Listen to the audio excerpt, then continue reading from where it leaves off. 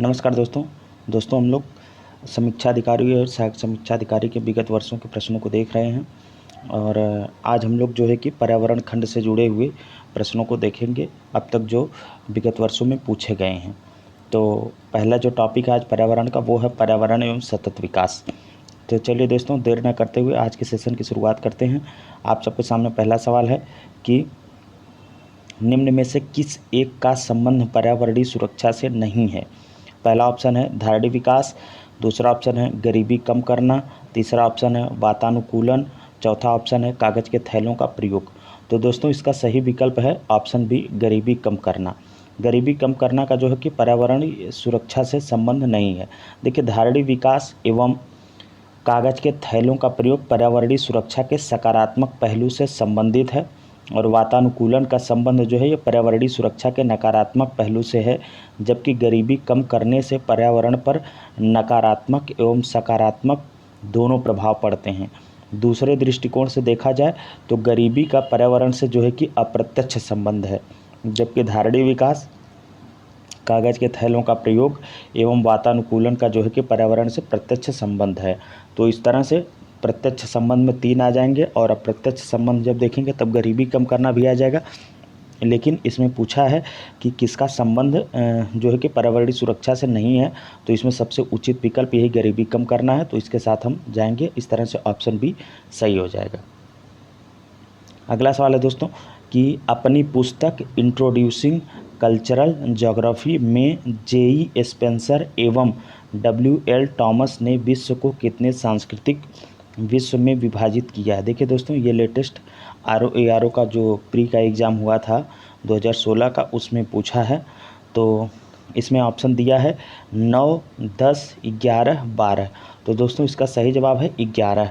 अमेरिकी भूगोलवेत्ता J.E. Spencer एवं W.L. Thomas ने जो है कि विश्व को 11 सांस्कृतिक क्षेत्रों में विभाजित किया है। अब अगला सवाल है दोस्तों कि भारत में पर्यावरण संरक्षण अधिनियम पारित हुआ 1981 में, 1986 में, 1995 में, सन 2000 में। तो दोस्तों इसका सही जवाब है 1986 में। पर्यावरण संरक्षण अधिनियम the environment protection act 1986 Bharat में जो है कि वर्ष 1986 में पारित हुआ था। यह संपूर्ण भारत में लागू है।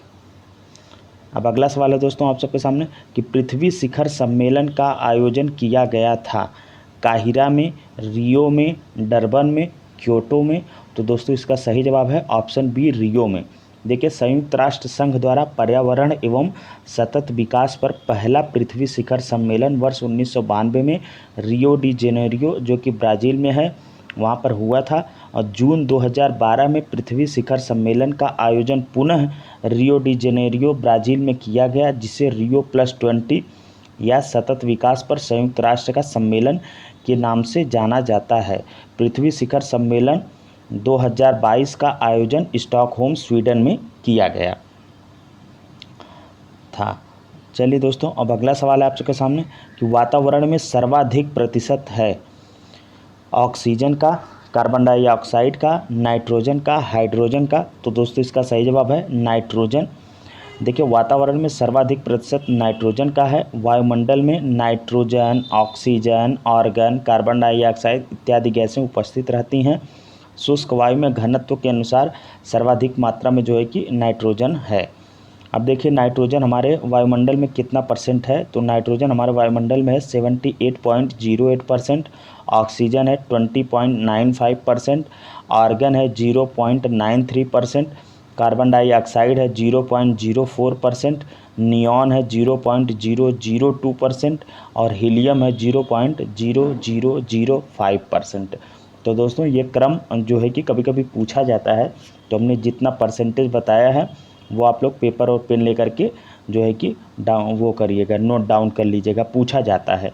आर्गन का पूछा गया है एक एग्ज़ाम में, क्योंकि यह अक्रिय गैस है, तो पूछा गया है कि वायुमंडल में कौन सी अक्रिय गैस का सबसे ज़्यादा जो है कि प्रतिशत पाया जाता है, तो वो आर्गन है 0.93%।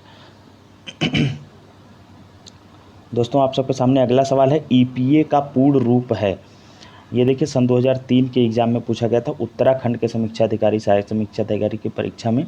तो दोस्तों EPA का पूर्ण फॉर्म पूछा है, फुल फॉर्म पूछा है और ऑप्शन दिया है environmental pollution agency, environmental prohibition agency, environmental protection agency, उपरयुक्त में से कोई नहीं। तो दोस्तों इसका सही जवाब है ऑप्शन सी, EPA का फुल फॉर्म है एनवायरमेंटल प्रोटेक्शन एजेंसी।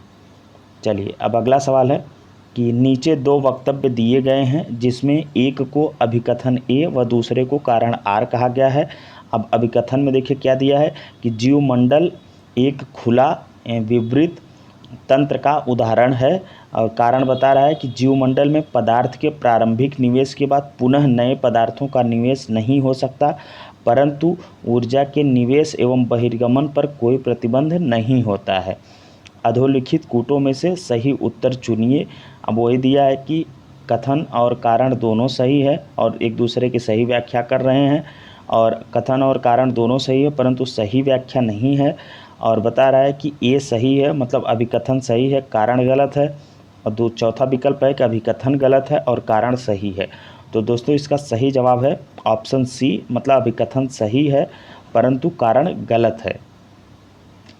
देखिए जैवमंडल मिट्टी, सैल, जल तथा वायु की पतली परत है जो पृथ्वी के चतुर्दिक आवरण मंडल के रूप में व्याप्त सबसे बड़ा पारिस्थितिक तंत्र है जिसके साथ जीवित जीव संबंधित हैं तथा यह मंडल जीवों का भरण पोषण करता है। यह एक खुला तंत्र है क्योंकि देखिए पहला अभिकथन में यही बताया था कि जीवमंडल एक खुला अभितंत्र है, खुला तंत्र है, तो ये बात तो सही है। अब कारण देखिए कैसे गलत हम बता रहे हैं कि खुला अभितंत्र है इसीलिए जो है कि इसमें पदार्थों का लगातार निवेश तथा बहिर्गमन, मतलब इनपुट या और आउटपुट होता रहता है, और पारिस्थितिकी तंत्र में जो है कि पोषक कभी समाप्त नहीं होते हैं, ये बार बार पुनः चक्रित होते रहते हैं एवं अनंत काल तक चलते रहते हैं। हालांकि किसी भी पारिस्थितिकी तंत्र में ऊर्जा का प्रवाह एक दिशीय होता है तथा ऊर्जा का लगभग 10% भाग ही एक पोषण स्तर से अगले पोषण स्तर में स्थानांतरित होता है,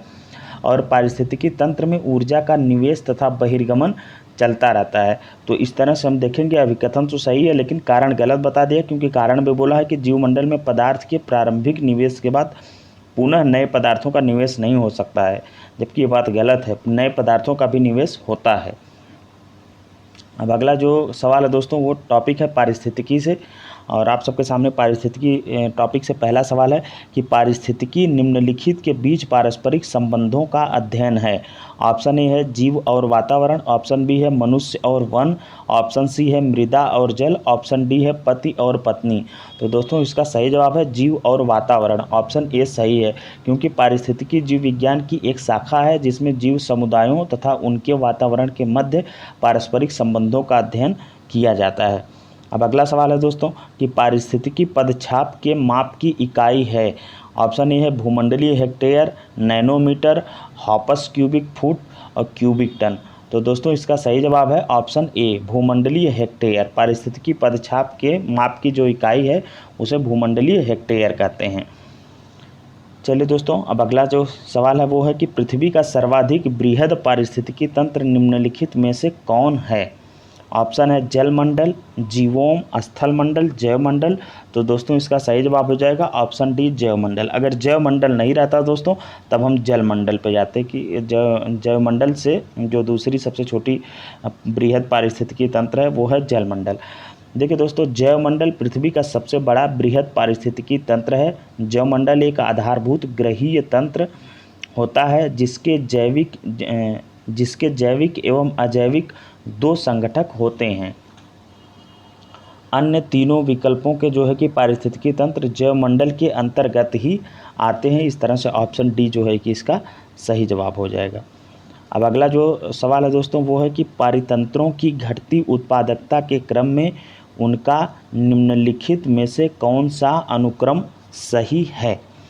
दे रहा है कि महासागर, झील, घास, उसके बाद मैंग्रोव, फिर ऑप्शन बी दे रहा है कि मैंग्रोव, महासागर, घास स्थल, झील, और सी ऑप्शन है कि मैंग्रोव, घास स्थल, झील, महासागर, डी है महासागर, मैंग्रोव, झील, घास स्थल। देखिए दोस्तों 2021 के परीक्षा में पूछा गया है, प्रीलिम्स में पूछा है कि पारितंत्रों की घटती उत्पादकता के क्रम में उनका निम्नलिखित में से कौन सा अनुक्रम सही है। मतलब किसमें सबसे ज़्यादा उत्पादकता होती है, फिर उसके बाद किसमें होती है, फिर उसके बाद किसमें होती है। तो ऐसे 4 दिए हैं पारितंत्र, तो उनका हमें ऑर्डर लगाना है। तो दोस्तों इसका सही जवाब हो जाएगा ऑप्शन सी, मैंग्रोव, क्योंकि पारितंत्रों की घटती उत्पादकता के क्रम में इनमें जो दिया है उनमें सबसे ज़्यादा मैंग्रोव में होता है, फिर उसके बाद घास स्थल में, फिर झील में, फिर महासागर में। तो इस तरह से ऑप्शन सी इसका सही है। अब अगला सवाल है दोस्तों कि निम्नलिखित में से कौन सा एक स्थलीय पारिस्थितिकी तंत्र का उपभाग नहीं है। स्थलीय पारिस्थितिकी तंत्र का उपभाग पूछ रहा है। ऑप्शन दे रहा है कि पर्वत पारिस्थितिकी तंत्र, सागरीय पारिस्थितिकी तंत्र, निम्न स्थलीय पारिस्थितिकी तंत्र, अर्ध शुष्क पारिस्थितिकी तंत्र। तो दोस्तों इसका जो सही जवाब है वो है सागरीय पारिस्थितिकी तंत्र, क्योंकि सागरीय पारिस्थितिकी तंत्र जो है वो स्थलीय पारिस्थितिकी तंत्र का भाग नहीं है। देखिए प्रकृति में पारिस्थितिकी तंत्र के 2 प्रमुख श्रेणियों में, पारिस्थितिकी तंत्र को 2 प्रमुख श्रेणियों में विभाजित किया जा सकता है, और वो है स्थलीय एवं जलीय तंत्र। पर्वत पारिस्थितिकी तंत्र जो है ये निम्न स्थलीय पारिस्थितिकी तंत्र एवं अर्धशुष्क पारिस्थितिकी तंत्र आदि स्थलीय पारिस्थितिकी तंत्र के उपभाग हैं, और सागरीय पारिस्थितिकी तंत्र जलीय पारिस्थितिकी तंत्र का मुख्य भाग है। यह तंत्र विश्व के सर्वाधिक क्षेत्र पर जो है कि फैला हुआ है, और सागरीय पारिस्थितिकी तंत्र सबसे अधिक स्थिर पारिस्थितिकी तंत्र है। अब अगला सवाल है दोस्तों कि निम्नलिखित में से किस कार्य से पारिस्थितिकी संतुलन बिगड़ता है। लकड़ी काटना, सामाजिक वानिकी, वन महोत्सव, वनारोपण। तो दोस्तों इसका सही जवाब हो जाएगा लकड़ी काटना। लकड़ी काटने से पारिस्थितिकी संतुलन बिगड़ता है। अब अगला सवाल है कि निम्न में से कौन सा एक पारिस्थितिकी संतुलन बनाए रखने में मदद नहीं करता। वनों का काटना, वन रोपण, वर्षा जल प्रबंधन, जैवमंडल भंडार। तो जब वन को काटेंगे तो कहाँ ये पारिस्थितिकी को जो है कि संतुलन बनाए रखेगा। तो ऑप्शन ए जो है कि इसका सही हो जाएगा। अगर हम जितना ज़्यादा वन काटेंगे उतना ज़्यादा जो ये पारिस्थितिकी है वो डिसबैलेंस होगी। चलिए अब अगला सवाल है कि पारिस्थितिकी तंत्र में उच्चतम पोषण स्तर प्राप्त है। सबसे ज़्यादा पोषण स्तर किसको प्राप्त है इन दिए हुए विकल्पों में से। शाकाहारी को, मांसाहारी को, सर्वाहारी को, अपघटक को। तो दोस्तों इसका सही जवाब है सर्वाहारी, मतलब ओमनिवोरस को जो है कि सबसे ज़्यादा पोषण स्तर प्राप्त है। देखिए पारिस्थितिकी तंत्र की आहार श्रृंखला में सामान्यतः 3 से 4 पोषण स्तर होते हैं, जिसमें सर्वाहारी को जो है कि उच्चतम पोषण स्तर प्राप्त है। अब अगला सवाल है दोस्तों कि पारिस्थितिकी तंत्र का प्रेरक बल होता है। कार्बोहाइड्रेट, बायोमास, कार्बन, सौर ऊर्जा। तो इसका सही जवाब है सौर ऊर्जा। पारिस्थितिकी तंत्र का प्रेरक बल सौर ऊर्जा होता है, क्योंकि यह ऊर्जा का प्राथमिक स्रोत है। अब अगला सवाल है कि जैविक एवं अजैविक संगठकों के मध्य बिचौलिया का कार्य करते हैं। परजीवी, वियोजक, उत्पादक, उपभोक्ता। तो दोस्तों इसका सही जवाब है उत्पादक। अजैविक एवं अजैविक संगठकों के मध्य जो है कि उत्पादक बिचौलिया का कार्य करते हैं। देखिए वे सभी पौधे जो कि प्रकाश संश्लेषण द्वारा भोजन का निर्माण करते हैं उत्पादक कहलाते हैं। ये जैविक एवं अजैविक घटकों के मध्य जो है कि इंटरमीडिएटरीज का कार्य करते हैं, क्योंकि एक ओर जहाँ ये प्रकाश संश्लेषण के द्वारा अपना भोजन बनाते हैं तथा मृदा से खनिज व पोषक तत्व प्राप्त करते हैं, वहीं दूसरी ओर ये स्वयं उपभोक्ताओं शाकाहारी, मांसाहारी व सर्वाहारी जीवों के लिए प्रत्यक्ष या अप्रत्यक्ष रूप से भोजन के स्रोत के रूप में विद्यमान होते हैं। तो इसका सही जवाब हो जाएगा दोस्तों ऑप्शन सी, उत्पादक। अब अगला सवाल है कि निम्नलिखित वृक्षों में कौन पारिस्थितिकी मित्र नहीं है। बबूल, यूकेलिप्टस, नीम, पीपल। तो दोस्तों इसका सही जवाब है यूकेलिप्टस, क्योंकि यूकेलिप्टस को उसकी अत्यधिक जल ग्रहण शक्ति के कारण पर्यावरण शत्रु के रूप में घोषित किया गया है। इसको जिस स्थान पर लगाया जाता है वहाँ की मिट्टी का जल स्तर काफ़ी नीचे चला जाता है। यही कारण है कि इसे पारिस्थितिकी का दुश्मन कहा जाता है। अब अगला सवाल है दोस्तों कि जैव वानिकी बायोनॉमिक्स के संबंध में निम्नलिखित कथनों में से कौन से सही हैं। ऑप्शन दिया है कि इसका शाब्दिक अर्थ है जीवन का प्रबंधन, और दूसरा है कि यह पारिस्थितिकी का पर्याय है, तीसरा है कि यह प्राकृतिक तंत्रों के मूल्य पर बल देता है जो मानव तंत्रों को प्रभावित करते हैं।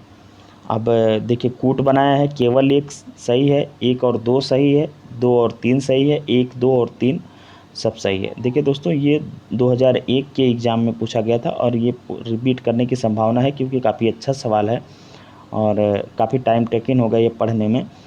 लेकिन दोस्तों इसका जो सही जवाब है वो है ऑप्शन सी आपका। इसमें दो और दूसरा और तीसरा वाला जो कथन है वो सही है। देखिए जैव वानिकी अर्थात बायोनॉमिक्स शब्द जो है ये बायो तथा नॉमिक्स शब्दों से मिलकर बना है। बायो शब्द का तात्पर्य है जीव या जीवन से, जबकि नॉमिक्स जो है ग्रीस शब्द नॉमस से व्युत्पन्न है जिसका अर्थ है नियम। इस प्रकार बायोनॉमिक्स शब्द जो शाब्दिक अर्थ है वो जीवन के नियम प्रतीत होता है। और यहाँ पे दे रहा है, पहला ऑप्शन दिया है दोस्तों कि जीवन के प्रबंधन, जबकि इसका शाब्दिक अर्थ क्या है, जीवन के नियम। जैव वानिकी जो है कि पारिस्थितिकी का पर्याय है, यह प्राकृतिक तंत्र के मूल्यों पर बल देता है। तो देखिए इस तरह से ऑप्शन 2 आपका जो है कि सही हो जाएगा कि यह पारिस्थितिकी का पर्याय है और यह प्राकृतिक तंत्र के मूल्यों पर बल देता है जो कि मानव तंत्रों को प्रभावित करता है। तो इस तरह से आपका ऑप्शन दूसरा और तीसरा सही हो जाएगा। तो मतलब कथन दूसरा और तीसरा सही हो जाएगा, तो ये आपका ऑप्शन सी सही हो जाएगा जो 2 और 3 कथन को सही कह रहा है, दूसरे और तीसरे कथन को। अब दोस्तों आप सबके सामने अगला सवाल है कि पारिस्थितिकी तंत्र के संदर्भ में निम्नलिखित कथनों पर विचार कीजिए।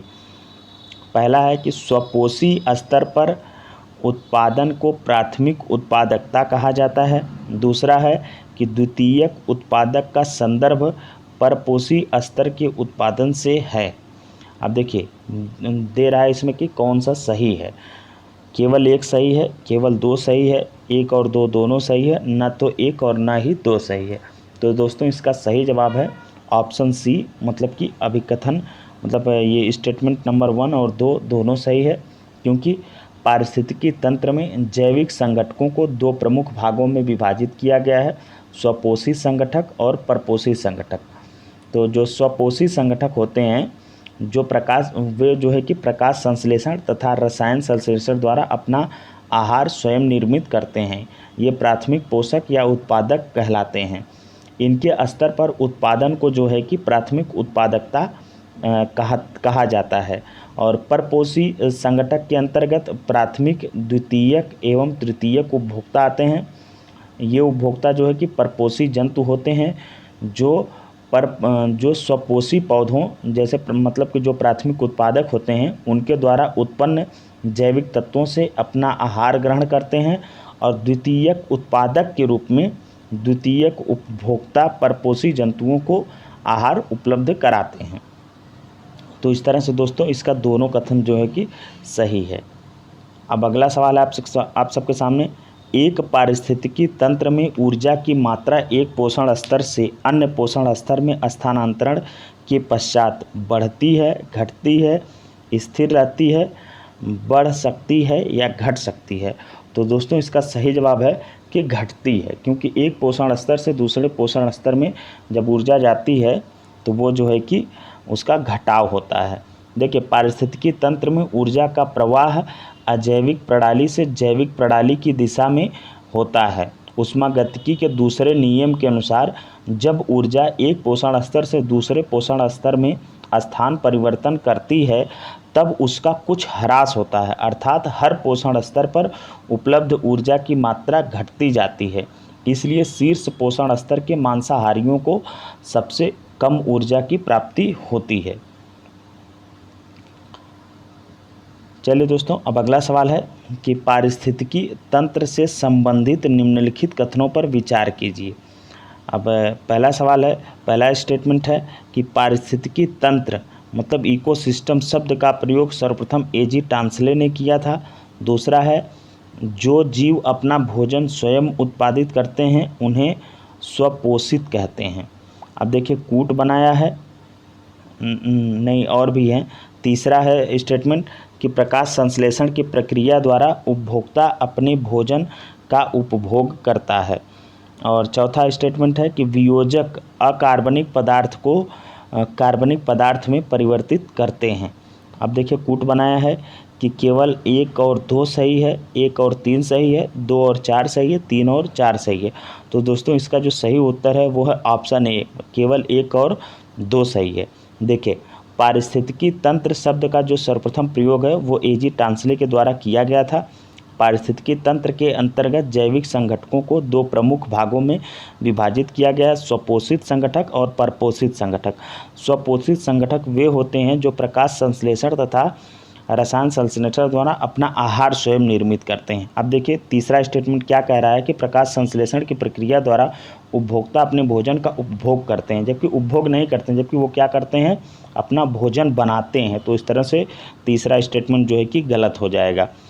और उपभोक्ता परपोषी जीव होते हैं, ये प्रकाश संश्लेषण नहीं करते। और वियोजक के बारे में देखिए इसमें स्टेटमेंट में दिया है कि वियोजक अकार्बनिक पदार्थ को कार्बनिक पदार्थ में परिवर्तित करते हैं, ये गलत है। जबकि वियोजक कार्बनिक पदार्थ को अकार्बनिक पदार्थ में परिवर्तित करते हैं। स्टेटमेंट को इसने उलट दिया, इस वजह से चौथा स्टेटमेंट आपका जो है कि गलत हो जाएगा। इस तरह से स्टेटमेंट नंबर 1 और 2 ही केवल सही होंगे। ये देखिए 2002 के एग्ज़ाम में पूछा है, लेकिन ये रिपीट कर सकता है। अगर रिपीट नहीं करेगा तो यहाँ से कोई न कोई तथ्य लेकर के और थोड़े बहुत तथ्य कहीं से जोड़ करके नया सवाल बना देगा। तो आप लोग जो है कि इन प्रश्नों को बहुत ध्यान से देखिएगा। देखिए अब अगला सवाल है कि नीचे 2 कथन दिए गए हैं, एक को अभिकथन ए और दूसरे को कारण आर कहा गया है। अभिकथन ए में क्या दे रहा है कि पारिस्थितिकी के विविध अवयव आपस में एक दूसरे पर निर्भर नहीं हैं, और कारण दे रहा है कि मानव क्रियाओं से वातावरण प्रभावित होता है। तो देखिए दोस्तों, अगर आप अभिकथन को बहुत ध्यान से पढ़ेंगे तो आप भी तुरंत एक पहली बार में कह देंगे कि अभिकथन गलत है, क्योंकि कह रहा है कि पारिस्थितिकी के विविध अवयव आपस में एक दूसरे पर निर्भर नहीं है, जबकि पारिस्थितिकी का मतलब ये होता है कि उसके विविध अवयव जो हैं वो एक दूसरे पर निर्भर होते हैं। तो इस तरह से अब जो ऑप्शन बनता है तो उसके हिसाब से अभिकथन गलत और कारण सही है। तो इस तरह से ऑप्शन डी इसका सही हो जाएगा।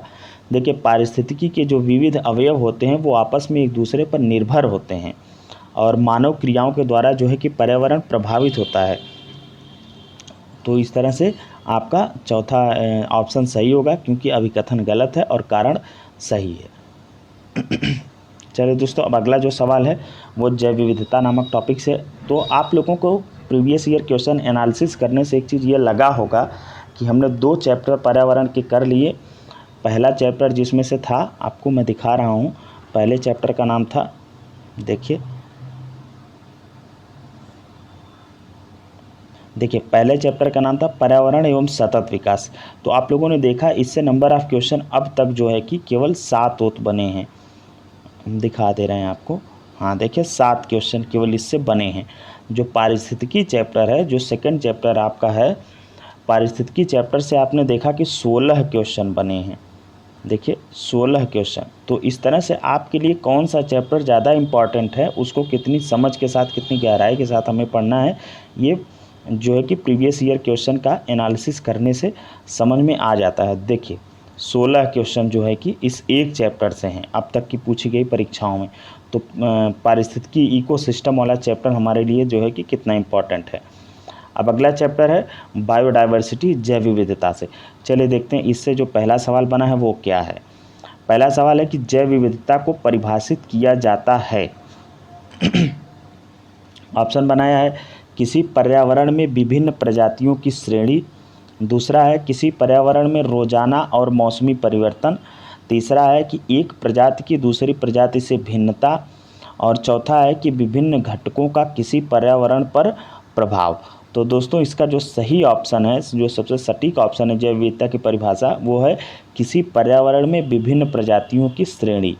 देखिए किसी पर्यावरण में विभिन्न प्रजातियों की श्रेणी की उपस्थिति को जैव विविधता के रूप में जाना जाता है, और पर्यावरण में जातियां कई समुदायों से संगठित रहती हैं एवं ये समुदाय एक पारितंत्र में पाए जाते हैं। इसके आधार पर जैव विविधता का मापन किया जाता है। जैव विविधता जो है कि अल्फा, बीटा तथा गामा नामक श्रेणियों में विभाजित की जाती है।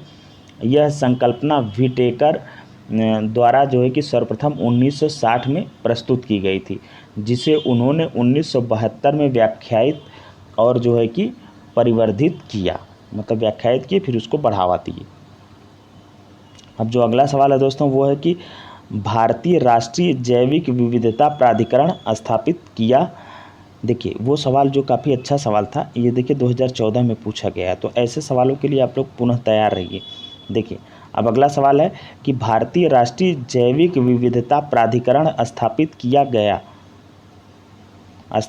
गया दे रहा है कि 2003 चेन्नई में, 2003 बेंगलुरु में, 2003 हैदराबाद में, 2003 केरल में। तो इसका सही जवाब है दोस्तों ऑप्शन ए 2003 चेन्नई में। देखिए जैव विविधता अधिनियम सन 2002 के प्रावधानों को कार्यान्वित करने के उद्देश्य से भारतीय राष्ट्रीय जैविक विविधता प्राधिकरण की स्थापना वर्ष 2003 में की गई थी और इसका मुख्यालय जो है कि चेन्नई तमिलनाडु में स्थित है। तो वही पूछ रहा है कि भारतीय राष्ट्रीय जैव विविधता प्राधिकरण स्थापित किया गया सन 2003 में जो है कि चेन्नई में, लेकिन ये जिसके तहत किया गया था वो था जैव विविधता अधिनियम सन 2002।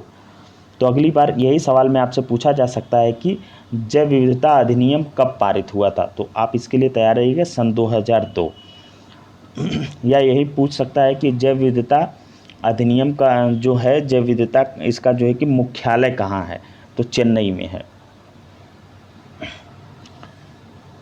चलिए दोस्तों अब आप सबके सामने अगला सवाल है, निम्नलिखित में से कौन एक यूनेस्को द्वारा प्रमाणित क्षेत्रफल की दृष्टि से भारत की बृहत्तम जैवमंडलीय निधि है? नीलगिरी, नंदा देवी, सुंदरबन और मन्नार की खाड़ी। तो दोस्तों इसका सही जवाब है ऑप्शन डी मन्नार की खाड़ी। देखिए प्रश्नगत विकल्पों में से जो है कि यूनेस्को द्वारा प्रमाणित क्षेत्रफल की दृष्टि से भारत की बृहत्तम जैवमंडलीय निधि या बायोस्फीयर रिजर्व जिसे कहते हैं वो मन्नार की खाड़ी है, जबकि भारत के सभी बायोस्फीयर रिजर्वों में यह क्षेत्रफल की दृष्टि से दूसरा है। भारत में क्षेत्रफल की दृष्टि से सबसे बड़ा जैवमंडलीय निधि जो है वो कच्छ का रण जो कि गुजरात में है, इसका क्षेत्रफल है 12,454 वर्ग किलोमीटर, जबकि मन्नार की खाड़ी का क्षेत्रफल है 10,500 वर्ग किलोमीटर। तो विकल्प में ये आपका जो है कि कच्छ का रण न दिया होने के कारण हम लोग जो है कि मन्नार की खाड़ी को ही सही मानेंगे। चलिए अब अगला सवाल, भारतीय संसद द्वारा जैव विविधता अधिनियम पारित किया गया। देखिए हमने कहा था ना कि ये सवाल पूछा जा सकता है। देखिए ये सवाल आपका सन 2014 में आया है, तो ये आपका आया है भारतीय संसद द्वारा जैव विविधता अधिनियम 2010 में। देखिए इसी सवाल से कहीं ना कहीं जोड़ करके उसका एक अगला कदम वाला सवाल वो बना दिया था। तो इसका ऑप्शन दिया है सन 2000 में, दिसंबर 2002 में, जनवरी 2004 में, अक्टूबर 2008 में। तो दोस्तों इसका सही जवाब है ऑप्शन बी दिसंबर 2002 में। हमने पिछले प्रश्न में आपको व्याख्या बताया ही कि भारतीय संसद द्वारा जैव विविधता अधिनियम सन 2002 में पारित किया गया था। राष्ट्रपति ने इसे जो है कि 5 फरवरी 2003 को अपनी सहमति और मंजूरी दी और इसका मुख्यालय चेन्नई में है। अब अगला सवाल है दोस्तों कि भारत सरकार ने नॉर्वे सरकार के साथ मिलकर एक जैव विविधता नीति एवं कानून के केंद्र की स्थापना की है। देहरादून में, चेन्नई में, शिलांग में, नई दिल्ली में। तो दोस्तों इसका सही जवाब है ऑप्शन बी चेन्नई में। देखिए भारत सरकार ने नॉर्वे सरकार के साथ मिलकर जैव विविधता नीति एवं कानून के केंद्र की स्थापना चेन्नई तमिलनाडु के राष्ट्रीय जैव विविधता प्राधिकरण में की है। इसका उद्देश्य जो है कि विविधता नीतियों में व्यावसायिक दक्षता तथा क्षमता निर्माण का विकास करना है। अब अगला सवाल है कि जैव विविधता पर संयुक्त राष्ट्र सम्मेलन के दलों का 10वां सम्मेलन आयोजित किया गया था। देखिए उस समय सन 2010 में 10वां सम्मेलन हुआ रहा होगा, तो इस वजह से इसको ये स्पेशली पूछा है। तो उस समय हुआ था नगोया में। कहाँ हुआ था? नगोया में। अब अगर पूछेगा तो लेटेस्ट वाला जो हुआ रहेगा उसको पूछेगा।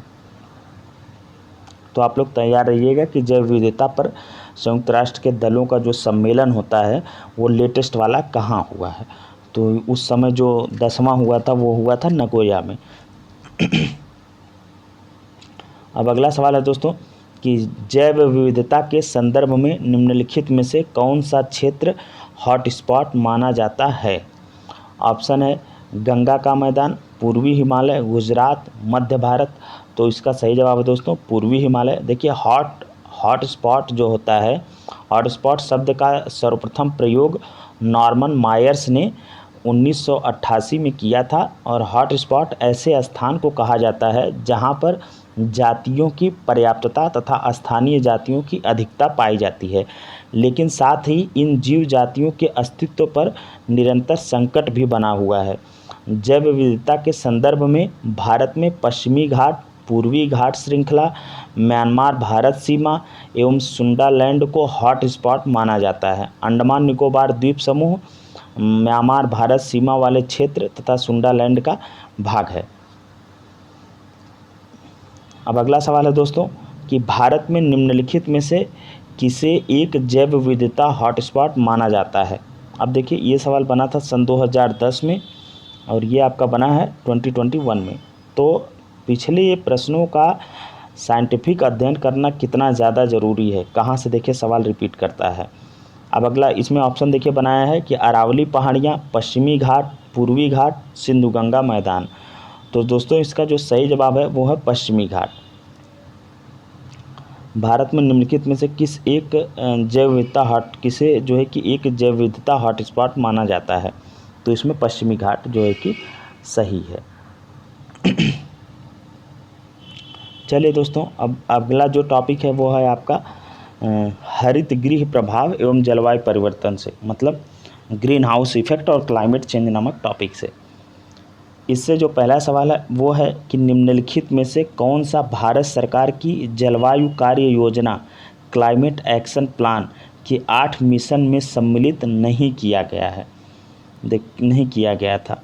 ये देखिए ये पूछा गया है सवाल सन 2010 में। और देखिए ये क्यों सन 2010 में बना है, इसके पीछे का भी कभी कारण आप जान जाएंगे। देखिए फिर से हम सवाल पढ़ रहे हैं कि निम्नलिखित में से कौन सा भारत सरकार की जलवायु कार्य योजना क्लाइमेट एक्शन प्लान के 8 मिशन में सम्मिलित नहीं किया गया था। ऑप्शन है सौर शक्ति, आणविक ऊर्जा, अपशिष्ट से ऊर्जा परिवर्तन, वन रोपण। तो दोस्तों देखिए भारत सरकार द्वारा 30 जून सन 2008 को जलवायु परिवर्तन पर राष्ट्रीय कार्य योजना जारी की गई थी। इसके अंतर्गत जो है कि 8 राष्ट्रीय मिशन शामिल किए गए थे और उन 8 राष्ट्रीय मिशनों में से पूछा है कि कौन नहीं था। तो हम अगर 8 राष्ट्रीय मिशन जान लेते हैं तो उनमें से जो नहीं था उसको हम आराम से छांट लेंगे।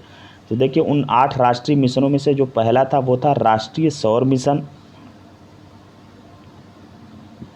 तो देखिए पहला है इसका मतलब। और दूसरा है राष्ट्रीय ऊर्जा दक्षता में वृद्धि के लिए मिशन, सतत आवास पर राष्ट्रीय मिशन, राष्ट्रीय जल मिशन, हिमालय का पारिस्थितिकी तंत्र बनाए रखने के लिए राष्ट्रीय मिशन, राष्ट्रीय ग्रीन इंडिया मिशन, जलवायु परिवर्तन की रणनीतिक ज्ञान संबंधी राष्ट्रीय मिशन, सतत कृषि के लिए राष्ट्रीय मिशन। तो हम लोगों ने देखा कि सौर शक्ति वाला भी मिल गया और अपशिष्ट से ऊर्जा परिवर्तन और वन रोपण ये भी जो है कि आपके आ जा रहे हैं उसके अंतर्गत जो 8 मिशन हैं। तो इनमें से अगर कोई नहीं है तो वो है आपका आणविक ऊर्जा। देखिए आणविक ऊर्जा जो है ये जलवायु कार्य योजना के 8 मिशनों में शामिल नहीं है। तो इस तरह से ऑप्शन बी आपका जो है कि हमारा सही हो जाएगा। ऑप्शन बी सही है। अब देखिए अगला सवाल पूछा है कि भारत के प्रथम जलवायु परिवर्तन पर राष्ट्रीय कार्य योजना को कब लागू किया गया। अब देखिए दोस्तों वहाँ पे डायरेक्ट पूछ लिया था कि क्लाइमेट एक्शन प्लान। तो अगर इस सवाल को जो हल करके गया रहा होगा तो वो एक बार ज़रूर को जानने की कोशिश किया होगा कि राष्ट्रीय भारत सरकार की जो है कि जलवायु कार्य योजना आखिर कब लागू की गई थी या कब आई थी। तो ये सन 2008 में आई थी तो 2021 में डायरेक्ट उसी से सवाल बना दिया है कि भारत के प्रथम जलवायु परिवर्तन पर राष्ट्रीय कार्य योजना को कब लागू किया गया। तो सन 2008 इसका सही जवाब हो जाएगा ऑप्शन सी। देखिए किस तरह से पिछले सवालों को रिपीट कर रहा है, बस अगर वो सवाल कहीं और पूछा गया है किसी और उद्देश्य से, तो उसी सवाल के दूसरे उद्देश्य से जो है कि सवाल उठा करके पूछ ले रहा है। तो हमें प्रीवियस ईयर क्वेश्चन बार बार देखना है और उस सवाल जो भी पूछा है उसके अगल बगल के पहलुओं को भी थोड़ा ध्यान देना है। चलिए अब अगला सवाल है कि निम्नांकित कथनों में से कौन CDM के लिए सत्य नहीं है। ऑप्शन है कि यह हरित गृह गैस के उत्सर्जन को नियंत्रित करता है।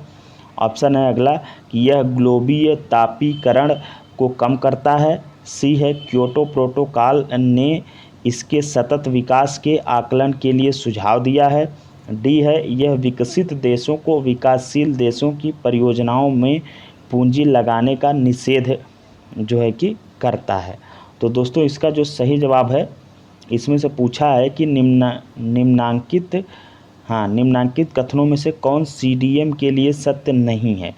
तो इसमें से जो CDM के लिए सत्य नहीं है दोस्तों वो है ऑप्शन डी।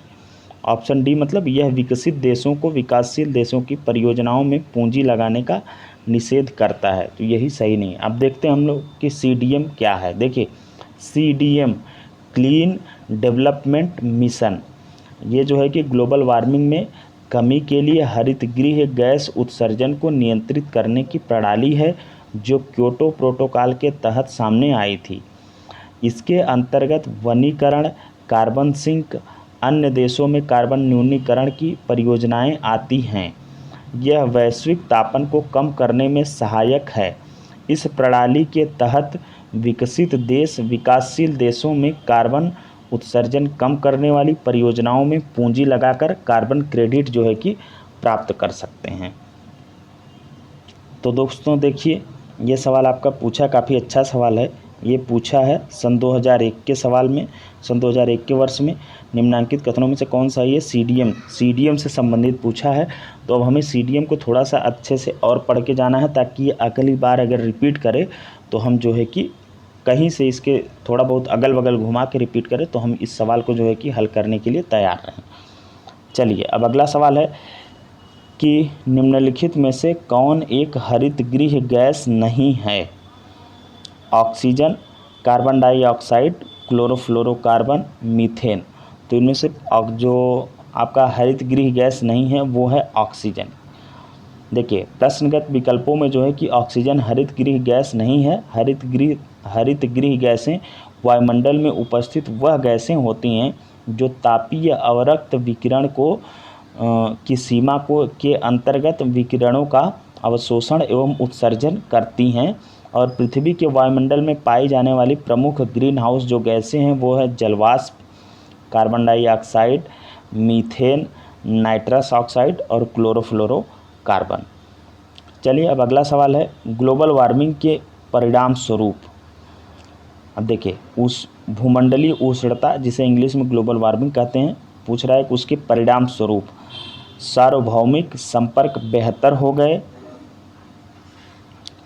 और दूसरा दे रहा है कि हिमनदी द्रवीभूत होने लगी। तीसरा स्टेटमेंट है कि समय से पूर्व आम में बौर आने लगे, स्वास्थ्य पर कुप्रभाव पड़ा। अब बोल रहा है कि निम्नलिखित कूट से सही उत्तर चुनिए।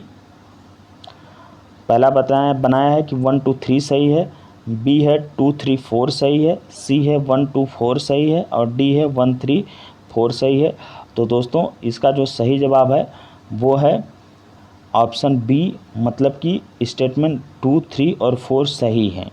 सार्वभौमिक संपर्क बेहतर हुए हैं, इसका कोई कारण नहीं, ये मतलब कि भूमंडलीय ग्लोबल वार्मिंग का ये कोई परिणाम नहीं है। जबकि ग्लेशियर्स पिघल रहे हैं, ये भी इसका दुष्परिणाम है। और समय से पूर्व आमों में बौर लगने लगते हैं और आपके हेल्थ पर जो है कि इसका बैड इफेक्ट पड़ रहा है बढ़ते हुए टेम्परेचर का। और जबकि संपर्क बेहतर हो गए हैं, ये कोई दुष्परिणाम नहीं है, या ग्लोबल वार्मिंग का साइड इफ़ेक्ट या पॉजिटिव या नेगेटिव किसी भी तरह का ये नहीं है। तो इस तरह से ऑप्शन आपका जो है कि पहला गलत हो जाएगा। जब 2 3 और 4 सही होगा तो विकल्प बी हम सही हो जाए, विकल्प बी के साथ जाएंगे जो कि सही है। अब अगला सवाल है दोस्तों कि निम्नलिखित में से किस देश ने ग्रीन हाउस गैस के उत्सर्जन में कमी करने हेतु 2019 में कार्बन टैक्स लगाने की घोषणा की है। देखिए, ये सन 2019 में पूछा है, जबकि हमें लगता है कि समीक्षा अधिकारी 2017 का परीक्षा होते होते 2019 हो गया था। इस वजह से ये करंट ओरिएंटेड सवाल बनाया है। अब उस समय जो है कि ये घटना हुई रही होगी।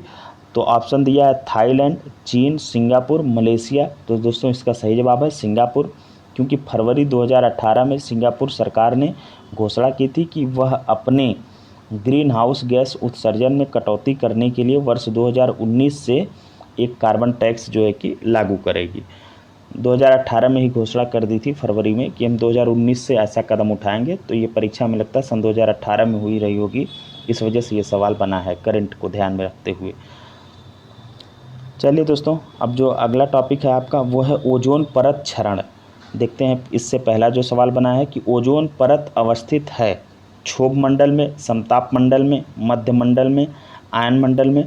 तो दोस्तों इसका सही जवाब है ऑप्शन बी, समताप मंडल। ओजोन परत जो है कि मुख्यतया स्ट्रेटोस्फीयर मतलब समताप मंडल के निचले हिस्से में पृथ्वी से लगभग 15 से 35 किलोमीटर की ऊंचाई पर पाई जाती है, परंतु ओजोन का परत के रूप में संकेंद्रण लगभग 15 से 35 किलोमीटर तक ही है। यह परत सूर्य की हानिकारक पराबैंगनी अल्ट्रावायलेट जो रेज होती हैं उनको जो है कि पृथ्वी पर आने से रोकती है। अब अगला सवाल है कि निम्नलिखित में से कौन सी गैस ओजोन परत के ह्रास के लिए उत्तरदायी है। ओजोन परत के ह्रास के लिए कौन सी गैस जो है कि उत्तरदायी है। और पहला इसमें ऑप्शन है nitrous oxide, chlorofluorocarbon, carbon dioxide और कार्बन मोनोऑक्साइड। तो दोस्तों इसका सही जवाब है क्लोरोफ्लोरोकार्बन, क्योंकि क्लोरोफ्लोरोकार्बन जो है कि यह मानव निर्मित गैसीय व द्रवीय पदार्थ है जो कि रेफ्रिजरेटर तथा वातानुकूलित यंत्रों में जो है कि शीत कारक के रूप में प्रयोग किया जाता है। वायुमंडल में उपस्थित ओजोन के क्षरण का क्लोरोफ्लोरोकार्बन एक प्रमुख कारण है। अब अगला सवाल है दोस्तों कि ऊपरी वायुमंडल की ओजोन परत का क्षरण निम्नलिखित में से किससे हो रहा है। Sulphur dioxide, photochemical oxidants, chlorofluorocarbon, smog. तो इसका भी सही जवाब है ऑप्शन सी, क्लोरोफ्लोरोकार्बन। और पिछले प्रश्न की ही पूरी तरह से इसकी व्याख्या है। अब आज के सेशन का आखिरी सवाल है दोस्तों कि कथन दिया है और कारण दिया है कि ओजोन जैविक जीवन के लिए परम आवश्यक है।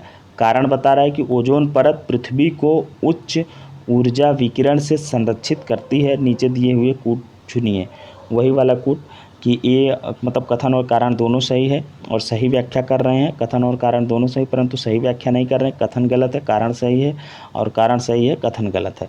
तो दोस्तों इसका जो सही जवाब है वो है ऑप्शन ए, मतलब कथन और कारण दोनों सही है और एक दूसरे की सही व्याख्या कर रहे हैं। देखिए, ओजोन परत सूर्य की उच्च आवृत्ति के पराबैंगनी प्रकाश की लगभग 93 से 99% मात्रा अवशोषित कर लेती है और जो पृथ्वी पर जीवन के लिए हानिकारक होती हैं। ओजोन परत के अभाव में पृथ्वी पर सूर्य की पराबैंगनी किरणों से जैविक जीवन को अत्यधिक क्षति पहुंचेगी। इस दृष्टि से हम देखेंगे तो कथन और कारण जो है कि आपका दोनों सही हो जाएगा। तो दोस्तों आज के लिए इतना ही। अगर आपको वीडियो अच्छा लगा हो तो लाइक करिए और चैनल को सब्सक्राइब करिए।